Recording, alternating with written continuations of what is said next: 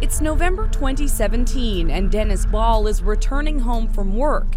He drives by an accident scene, rolls down the window. He says he yells at police to direct traffic, does a U-turn, then drives to his house. I noticed the red and blue lights on my garage roll-up door, and I knew then who it was the police. I didn't know why they were there. I had a feeling they were chasing me, of course, or they showed up for me. There's no sound, but this video surveillance from the family's home captured what happens over the next 10 minutes. He said I was under arrest for flying through the intersection like a mad person, screeching tires. And I told him I never done that. Dennis Ball's son rushed outside to see what was happening. He kept saying, stop getting close when I wasn't close to him at all. And I guess he must have felt threatened in some way or whatever, because he ended up pepper spraying me. Skin burning, Zackary Ball goes back inside the house. 2 other officers arrive, but he had no intention of letting them in. They told me to open the door, and I told them to get a warrant because I didn't think they had any reason to come into my house, come to our home and do what they were doing. And that's when the female officer smashed the window in our house. Both men would be arrested, but not before Zackary Ball was struck in the head by one of the arresting officers. An escalation of chaos that they say never should have happened. Dennis and Zackary Ball would end up spending the night here at the St. John's lockup, facing charges of dangerous driving, obstruction of justice, resisting arrest, and causing a disturbance. But after the prosecution viewed those videos and reviewed the evidence, these charges were withdrawn. That's great, the charges went away, but in my opinion, charges never should have happened. So the fact that, they were withdrawn doesn't take away from what the Balls have been through. The bottom line is, the video tells the story, and the Balls were lucky to have a video. So all I'll say is that when I looked at it, I decided that this needed to be investigated by a cert.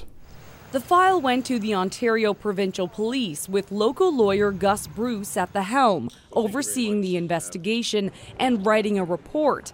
In early March, the family got the results they were waiting for. Bruce determined the arrests of Dennis and Zackary Ball were unlawful, pepper spraying and hitting Zackary Ball not justified, and no reasonable grounds to break the window either. He recommended all 3 officers be criminally charged, the most serious being assault causing bodily harm. But those recommendations were just that, recommendations.